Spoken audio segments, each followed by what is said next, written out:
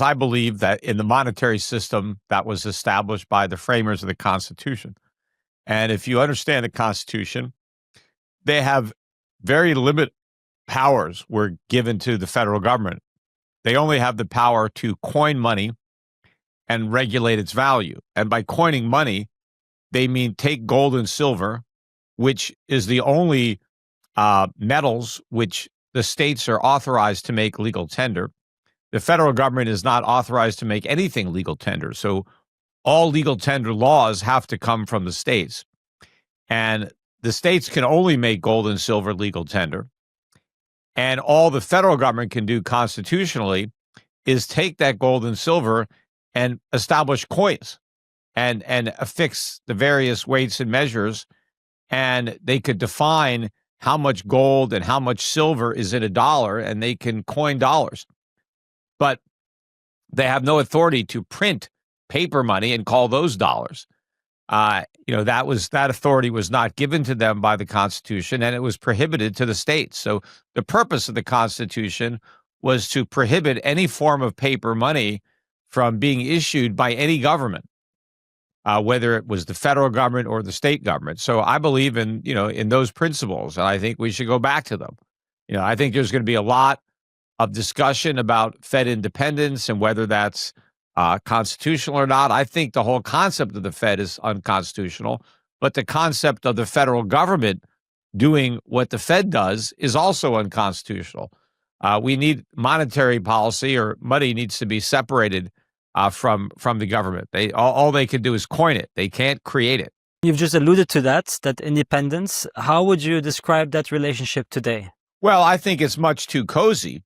I've always believed that Fed independence was more of a pretense because I believe that behind the scenes, and sometimes even not so behind the scenes, you had the Treasury Department and the Federal Reserve working together hand in gloves. And I don't like that. I think to the extent we're going to have a Fed, and I'd prefer that we didn't, but to the extent that we do, it needs to be truly independent, which is why it was established as a private corporation. The Federal Reserve was not set up to be part of the U.S. government. It was completely separate. But at least when it was originally set up, all Federal Reserve notes that they issued had to be backed by gold and silver. They had to have real lawful money behind their notes. But that doesn't exist today at all. There's nothing behind their notes. They're just fiat. But I think what's happening now with the Trump administration is they want to tear down even the pretense of independence. And the Supreme Court may, in fact, help them do that. So how is that possible? You just said that it would be anti-constitutional, and now the Supreme Court, who is basically the guardian of the Constitution, enabling it. Well, the Supreme Court, I don't think, is going to enforce the Constitution to the degree that it should. So the reason the Federal Reserve is independent is because the Constitution doesn't give the U.S. government authority to print money. Now, I don't expect the current Supreme Court to recognize that. They're not going to overturn 100 years of history of paper money. They should do that, but I don't believe they will. So I think what they will do is say that the concept of an independent Fed is unconstitutional and that the government needs to have more control over the Fed. That's going to be, it's like two wrongs don't make a right.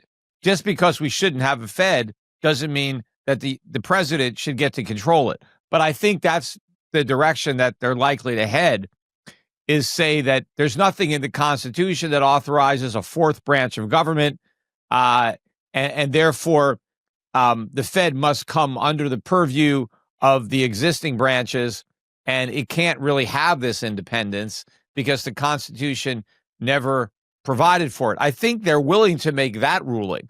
I don't think they're willing to rule that the Constitution doesn't give the federal government the power to create money, to print money, which is what the Fed is doing. So I think we're going to get a decision that actually results in a worse outcome than the one we have now. I mean, I would rather have an independent Fed conducting this policy, even if independence is partially an illusion, versus just having the federal government exercise this unconstitutional power directly. That would be even worse, because inflation would be even worse if the government was directly in charge of the printing press. That would be kind of akin, and correct me if I'm wrong here, but kind of what we see in banana republics, right? Yes, it would officially make the United States the world's largest banana republic, just without the bananas.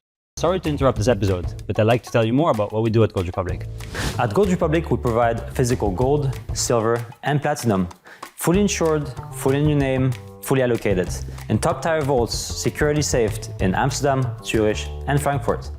No paper promises, just real ownership, full transparency on your name. We are fully regulated and conduct regular independent audits of our vaults with more than 700 million euros of precious metals under custody and 70,000 investors that trust us in the last 15 years. Our top-rated app gives you full control.